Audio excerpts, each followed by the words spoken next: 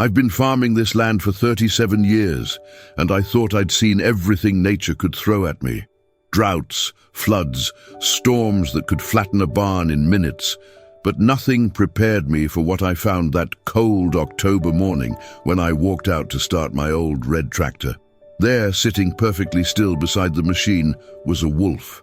Not a dog, not a coyote, a genuine, wild wolf. His grey coat was matted with dried blood, and I could see a deep gash running along his left flank. But what struck me most wasn't his injury. It was his eyes. They held an intelligence I'd never seen in a wild animal before, and something else: desperation. My first instinct was to back away slowly. Wolves hadn't been seen in these parts for decades, and here was one, clearly injured and potentially dangerous. But as I took a step backward, he didn't growl or bare his teeth. Instead, he whined softly, a sound so human-like it made my chest tighten. I stood there for what felt like hours, but was probably only minutes, studying this magnificent creature. He was large, probably weighing close to 90 pounds, with powerful shoulders and paws the size of my work gloves. Despite his obvious pain, he held himself with dignity. The strangest part was how he positioned himself. He wasn't just resting by my tractor, he was guarding it, as if he'd been waiting specifically for me. His body language spoke of urgency, of a message he desperately needed to convey. I'd always believed animals were smarter than most people gave them credit for, but this felt different. This felt like a plea for help from one father to another, though I didn't understand why I thought that at the time. For the next hour, we maintained our strange standoff. I remained at a safe distance while the wolf never moved from his position beside my tractor. Every few minutes, he would look at me with those piercing amber eyes, then glance toward the forest line that bordered my property's eastern edge. I tried starting my morning routine, hoping he would eventually wander off. But when I moved toward the barn to collect feed for my cattle, he stood up and took several steps in my direction. Not aggressively, more like he was trying to block my path. When I stopped, he returned to his spot by the tractor. The pattern repeated itself 3 more times. Each time I attempted to go about my work, he would intercept me, guide me back toward the tractor, then resume his vigil. It was as if he was saying, "Not yet. You need to stay here." My wife Sarah called from the house, asking why I hadn't started the tractor yet. I couldn't very well shout back that I was being held hostage by a wounded wolf, so I waved and pointed at the engine, miming mechanical trouble. She nodded and went back inside, probably assuming I was dealing with another breakdown. The wolf's breathing was labored, and I could see the wound on his flank was still seeping blood. Whatever had injured him, probably a territorial fight with another predator, or perhaps a run-in with barbed wire. It was serious. He needed medical attention, but I knew approaching him was out of the question. As the morning sun climbed higher, I noticed something else. Every 10 or 15 minutes, he would lift his head and release a low, mournful howl toward the forest. It wasn't the wild, haunting call you hear in movies. This was different, more controlled, more purposeful, like a signal. By noon, the wolf's condition was visibly deteriorating. His head drooped between his massive paws, and his breathing had become increasingly shallow. Yet he refused to leave his post beside my tractor. The dedication was both admirable and heartbreaking. I made a decision that my wife would later call either brave or foolish. I walked slowly to the house, retrieved a large bowl of water and some leftover roast beef from dinner, and approached the wolf with careful, deliberate movements. He watched every step I took, but didn't retreat.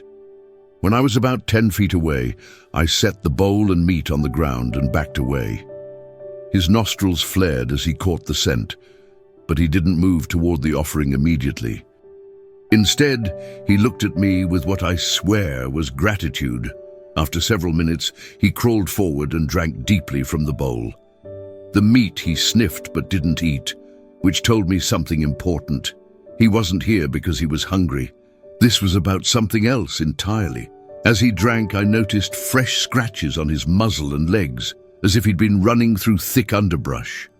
His paws were worn and bleeding slightly, suggesting he'd traveled a considerable distance to reach my farm. But why here? Why my tractor specifically? The answer came when he finished drinking and looked directly at me. Then, slowly and deliberately, he stood up and took 3 steps toward the forest.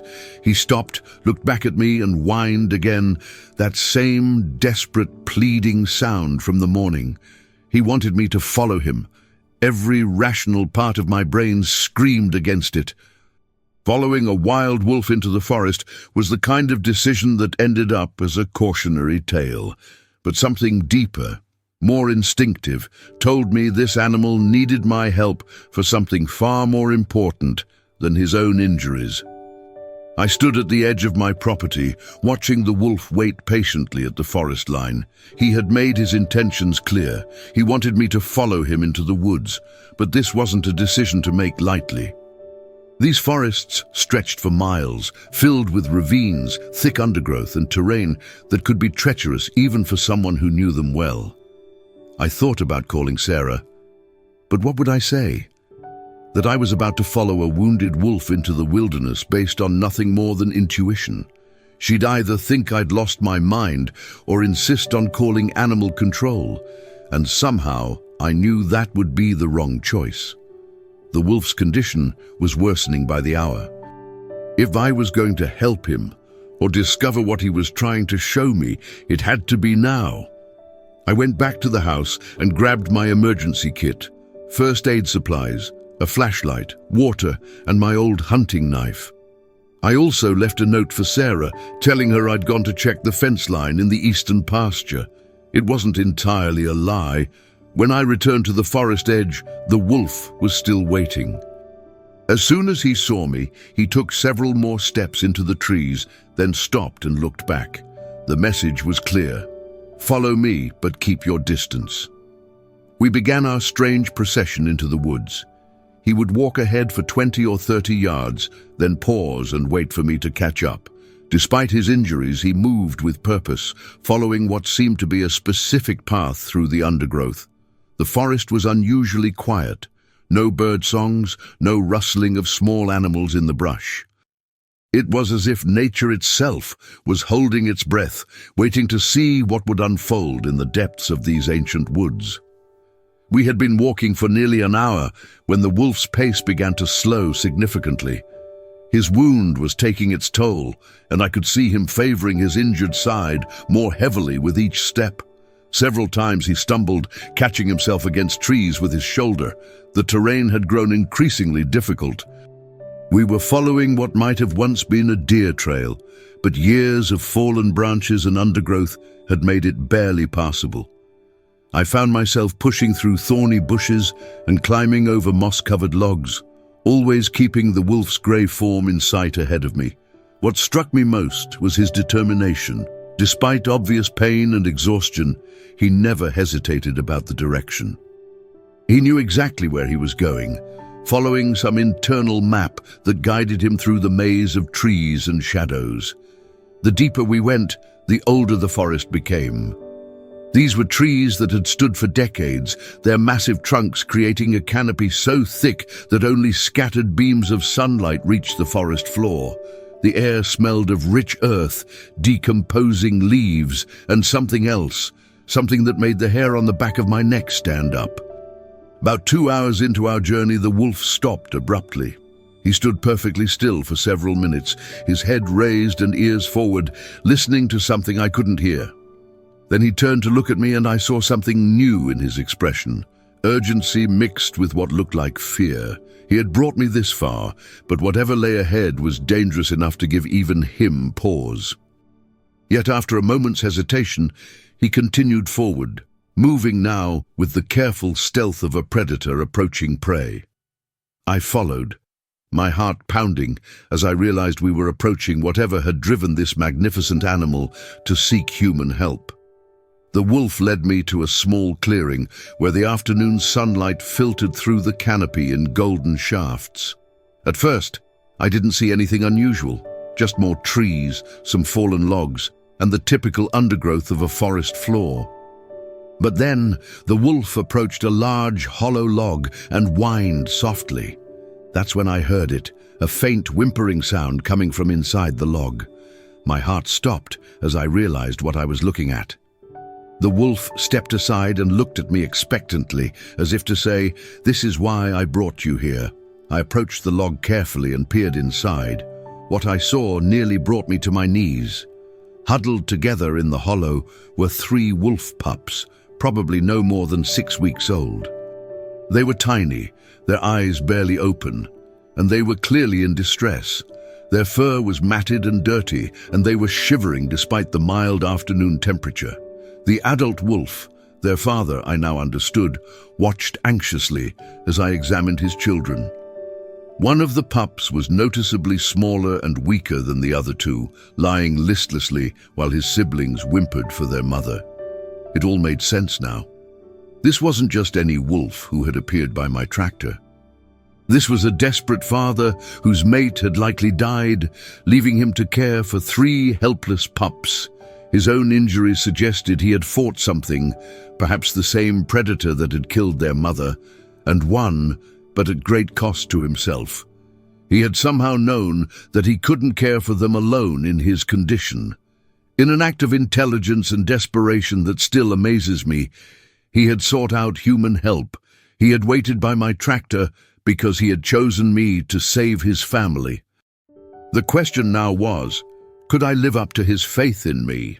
Looking at those 3 helpless pups, I understood the magnitude of what their father had done. Wolves are naturally wary of humans, and for good reason. Throughout history, our species have been enemies. Yet this wolf had overcome every instinct, every generation of inherited fear, to seek help from the one creature that might be able to save his children. The smallest pup was in critical condition. His breathing was rapid and shallow, and he felt cold to the touch. The other 2 were stronger, but still clearly malnourished and dehydrated. They needed immediate care, warmth, food, and medical attention that their injured father couldn't provide. I looked at the adult wolf, who was watching my every move with intense focus. His amber eyes held a mixture of hope and resignation, as if he understood that saving his pups might mean losing them to the human world forever. But he was willing to make that sacrifice. "I'll help them," I said quietly, though I wasn't sure he could understand my words. But something in my tone must have conveyed my meaning, because he lowered his head slightly and stepped back, giving me access to his children. Carefully, I reached into the hollow log and lifted out the smallest pup. He was so tiny, he fit easily in my cupped hands, his little body trembling with cold and weakness. The father wolf whined softly, but didn't interfere as I examined the pup more closely. The other 2 pups were stronger and tried to crawl away from my unfamiliar scent, but they were too weak to go far. I would need to carry all 3 back to the farm. But that presented another problem. The journey would take hours, and I wasn't sure the smallest one would survive the trip. I had to make a decision quickly, and it had to be the right one. I took off my flannel shirt and created a makeshift carrier for the 3 pups, bundling them together to share body heat. The smallest one I kept closest to my chest, hoping my body warmth would help stabilize his condition. The father wolf watched this process with remarkable calm, as if he understood that this was his children's only chance. The journey back to the farm was the longest 2 hours of my life.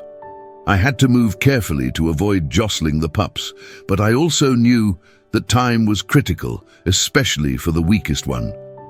The father wolf followed at a distance, his condition clearly deteriorating, but his determination unwavering. Halfway back he collapsed. I heard the thud behind me and turned to see him lying on his side, his breathing labored and his eyes glazed with exhaustion and pain. For a moment I thought he was dying, and I faced an impossible choice: continue with the pups or try to help their father. But he solved the dilemma for me. With tremendous effort, he lifted his head and looked toward the direction of my farm. then back at me. The message was clear. Take them. Don't worry about me.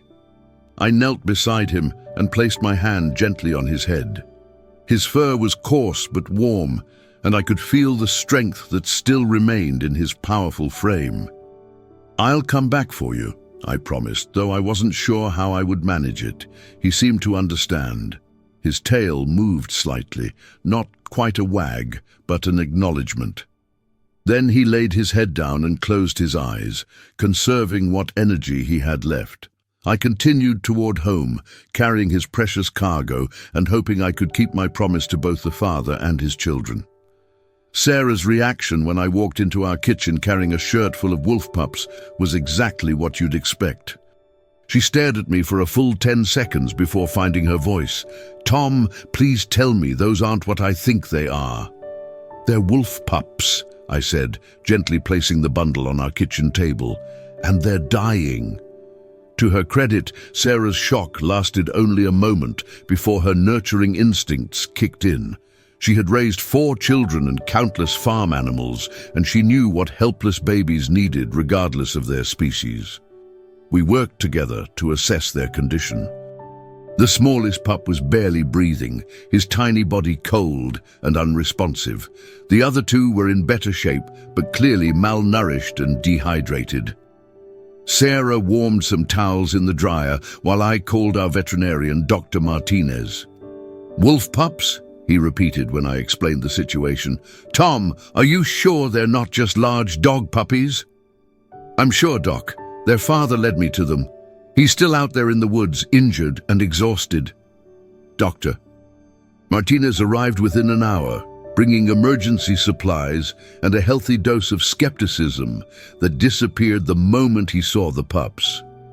"These are definitely wolves," he confirmed, "and they're in rough shape." We spent the next 3 hours fighting for their lives.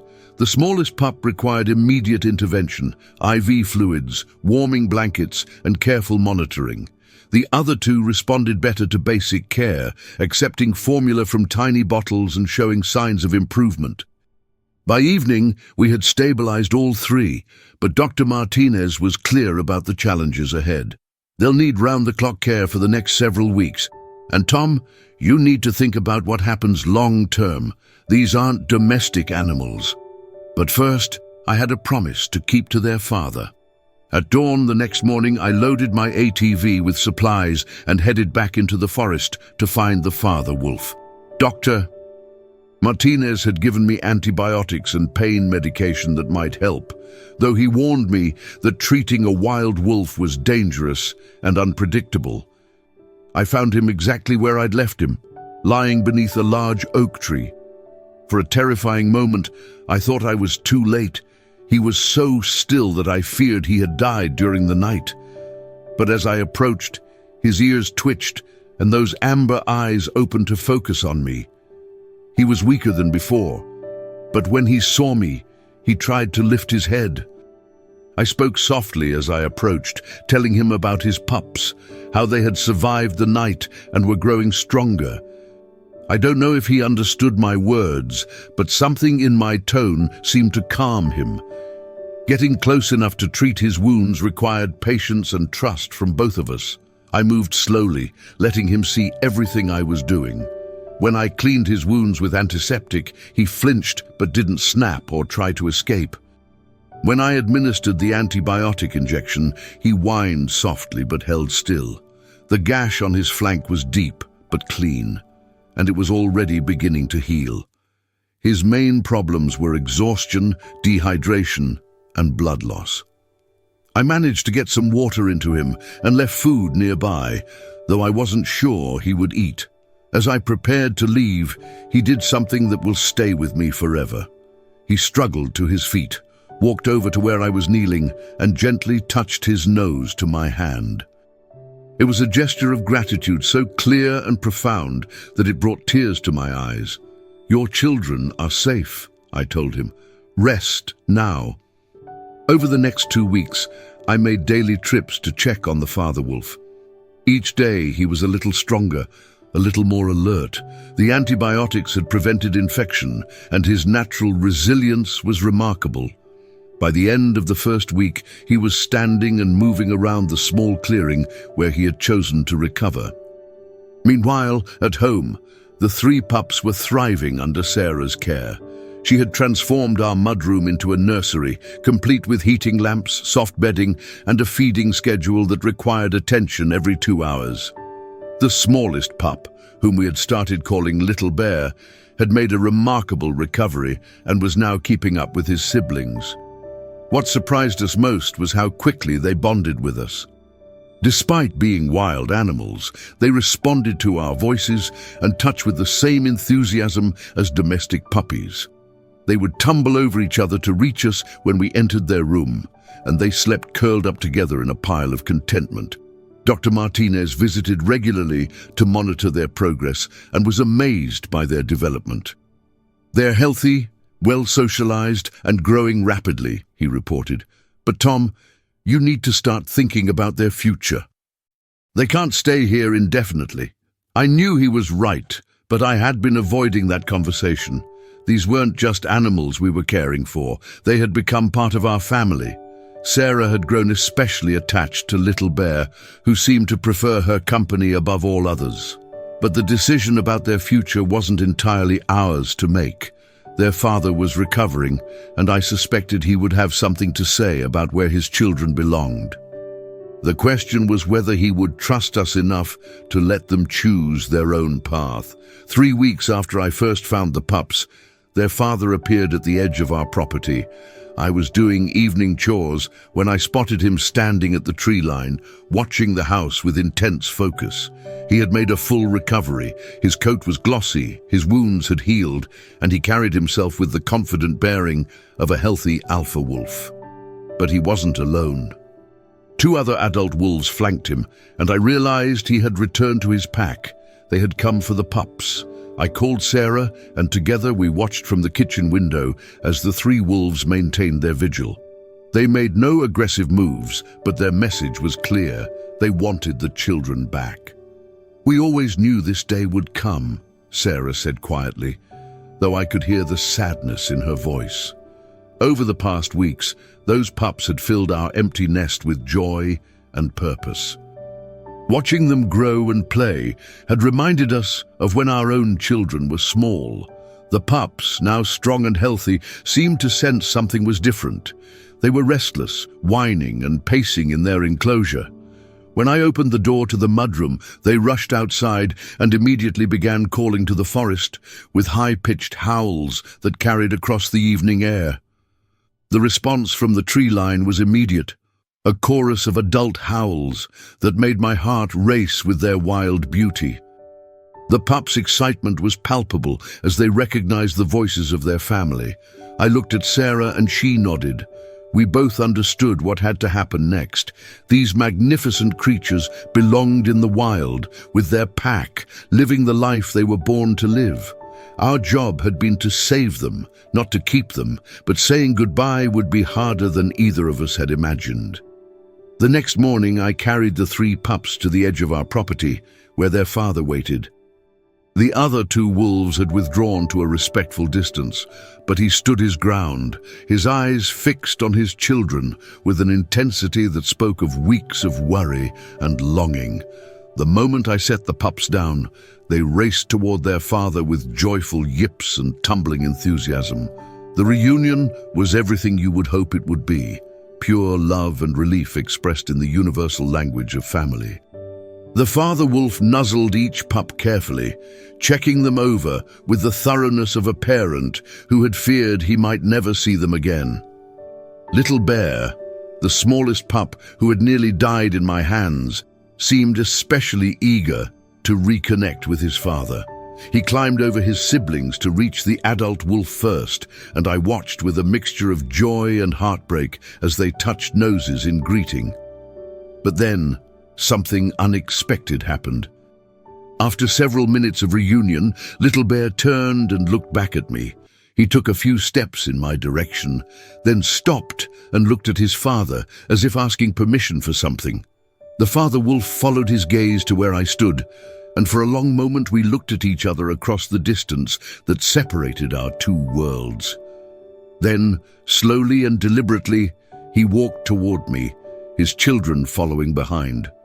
When he reached me, he did something that still amazes me to this day. He sat down directly in front of me and placed his massive paw on my boot.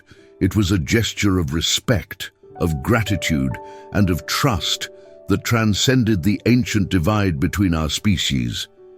His children gathered around my feet, and for one perfect moment, we were simply two fathers who had worked together to save what mattered most. That was 5 years ago, and the bond we formed that day has never been broken. The wolf family established their territory in the forest that borders my property, and I see them regularly during my work around the farm. The father wolf, whom I've come to think of as guardian, often appears at the tree line when I'm working in the eastern pasture, as if checking to make sure I'm safe. Little Bear, now a magnificent adult wolf in his own right, has become particularly bold. He sometimes approaches to within 50 yards of where I'm working, and we'll spend several minutes simply acknowledging each other's presence. He's never shown any aggression, only the calm confidence of an animal who knows he's among friends. The other two pups have grown into strong, healthy wolves who contribute to their pack's success in the wild. I've seen them hunting together, playing together, and raising pups of their own. They've lived the life they were meant to live, free and wild, but with the knowledge that not all humans are enemies. Dr. Martinez still shakes his head when I tell him about our ongoing relationship with the pack. It's unprecedented, he says. Wild wolves simply don't behave this way around humans. But I think he's wrong about that. I think they're capable of far more than we give them credit for: loyalty, gratitude, and even love. Sometimes, on quiet evenings when the wind is right, I can hear their howls echoing through the forest. It's a sound that no longer seems wild or frightening to me. Instead, it sounds like family calling across the distance, reminding me that the bonds we form in moments of crisis can last a lifetime. The wounded wolf who waited by my tractor taught me that courage, love, and sacrifice aren't uniquely human traits. They're the foundation of all families, regardless of species.